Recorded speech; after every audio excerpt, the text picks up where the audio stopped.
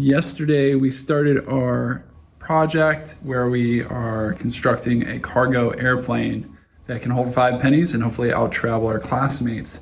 And we filled out this slide and we stated the problem.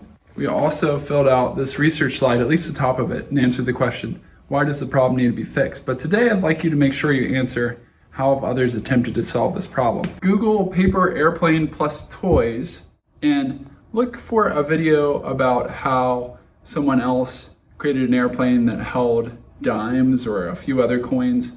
Watch it and it will help you answer that question. Today's main goal is to sketch what we're going to create so that we know what our design is for tomorrow. So we're going to do the design phase and put a photo here. Just so you know, I'll have some construction paper for you tomorrow. You can have one piece if you choose to use it, or you can use regular 8.5 by 11 inch printer paper. You may use masking tape, no duct tape or electrical tape, and glue. Glue sticks, Elmer's glue, but no super glue. You may also use scissors. I will have some of these materials, but if you need more, you're more than welcome to bring them in and provide them for yourself. For your design today, you need to make a drawing.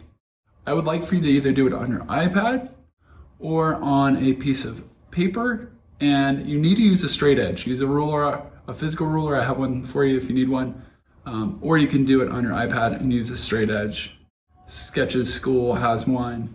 If you take a screenshot, you can also use the one built into the iOS.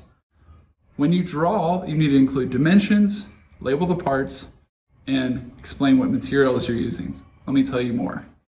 So when you are telling the dimensions, here's my plane. It's not the best plane in the world, but you need to label how long, approximately, the wing of your plane is.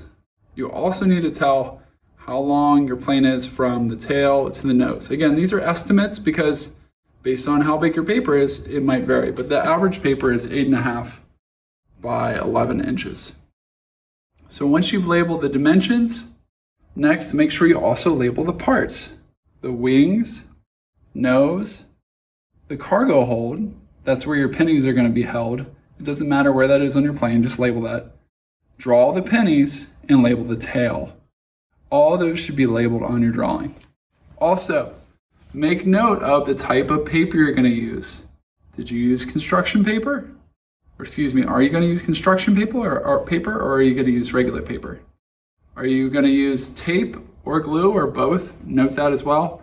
And I know this isn't a material, but also indicate if you're going to make any cuts in the paper. Once you've taken a picture of your design that you've drawn, whether on the iPad or on a piece of paper, you need to paste it onto this slide.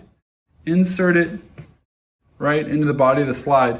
You don't need to make it take up the space from side to side, but you should try to make it take up the space from top to bottom and make the plane as big as possible so that it's easy to see your drawing.